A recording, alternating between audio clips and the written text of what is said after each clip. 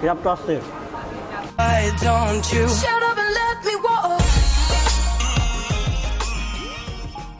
Hello guys, welcome to Bangla Khadok. আমি আবারও হাজির হলাম নতুন ফুড রিভিউ নিয়ে। আজ আমি আপনাদেরকে পরিচয় করিয়ে দেবো ক্র্যাব উইথ রাইস বল। এটা শ্যামলী স্কোয়ার, ওটা নতুন মেনু আছে। ফেসবুকে ইউটিউবে অনেক বেশি রিভিউ দেখলাম, সো আমিও চলে আসলাম।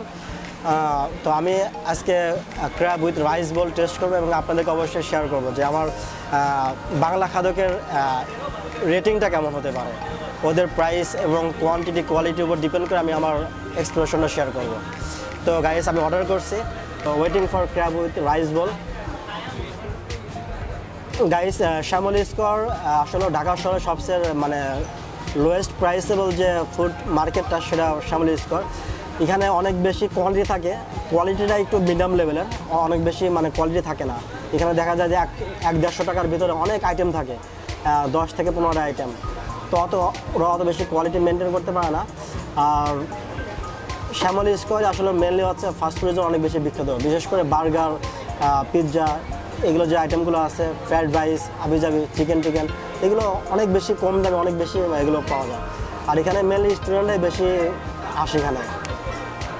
গাইস, ক্র্যাব উইথ রাইস বল এখন আমার সামনে। এখানে একটা ফুল ক্র্যাব আছে আর কিছু ফ্রাইড রাইস আছে।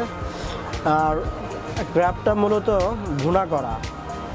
আর এই শ্যামলী স্কোয়ারে অনলি মাত্র 2টা দোকানে, 2টা রেস্টুরেন্টে ক্র্যাব উইথ রাইস বল পাওয়া যায়। সেটা হচ্ছে ম্যাট কিং অ্যান্ড হাক্কা স্কোয়ারে, এই 2টা ইসে। তো আমি 2টাতে দেখলাম। আমি এখন ম্যাট কিংয়ে ভালো লাগলো, ওদের বসার পরিবেশ সব কিছু মিলিয়ে। ক্র্যাব রাইস সামনে রেখে কোনোভাবে ওয়েট করা আমার পক্ষে পসিবল না। আর আরেকটা বলে রাখি, আর এটা আমার সেকেন্ড টাইম যে আমি ক্র্যাব খাচ্ছি। এর আগে আমি একটা প্রিভিয়াস ভিডিও করছিলাম উত্তরা দিয়াবাড়িতে, ওখানে ক্র্যাব উইথ নান ব্রেড ছিল, আর এখানে ক্র্যাব উইথ রাইস। জানি না এর টেস্টটা কেমন হবে, আগে একটু রাইস টেস্ট করি।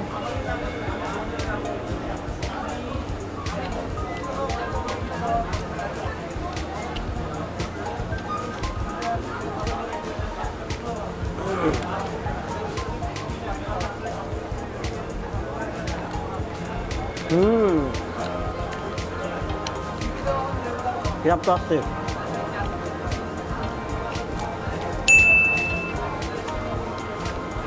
একদম অসাধারণ। আমার ধারণাই ছিল না যে ক্র্যাব উইথ রাইস বলটা এত অসাধারণ হবে।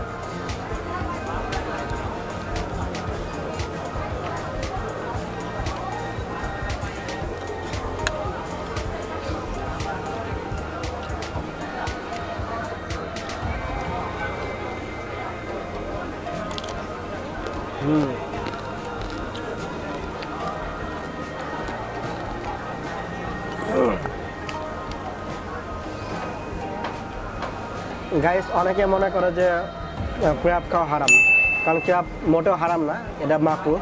বাংলাদেশের কালচার অনুযায়ী এটা জিনিসটা খায় না, বাট এটা হারাম না। অনেকে আমার প্রিভিয়াস ভিডিওতে অনেকে কমেন্টস করছে, ভাই আপনি কেন হারাম খাচ্ছেন।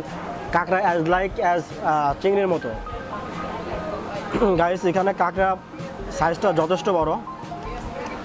আমি ফার্স্টে যখন ফেসবুকে দেখি ভাবছিলাম যে কাঁকড়ার সাইজটা ছোটো হবে, বাট কাঁকড়ার সাইজটা আমার কাছে ভালোই মনে হয়েছে। আরেকটা কথা বলে রাখি, সেটা এটার কোয়ান্টিটি আর কোয়ালিটি ভালো, আমার কাছে খুব ভালো লাগছে। কারণ এখানে যথেষ্ট রাইস, কারণ এটা 100 টাকার ভিতরে এটা লাঞ্চের টাইম অথবা ডিনার টাইম খালি খাওয়ার পর আমার মনে হয় না আর কোনো কিছু খাওয়ার প্রয়োজন হবে, কারণ এখানে রাইসটা অনেক বেশি। এটা অনায়াসে একজনের খাদকের পেটটা ভরে যাবে। আর গাইস, আমার ভিডিও সম্পর্কে, আমার কন্টেন্ট সম্পর্কে অনেক রিকমেন্ডেশন আর সাজেশন অবশ্যই কমেন্টসে জানাবেন। আর আমি নেক্সট কোন ভিডিও রিভিউ করতে পারি, কোন ফুডটা রিভিউ করতে পারি, এটা অবশ্যই জানাবেন।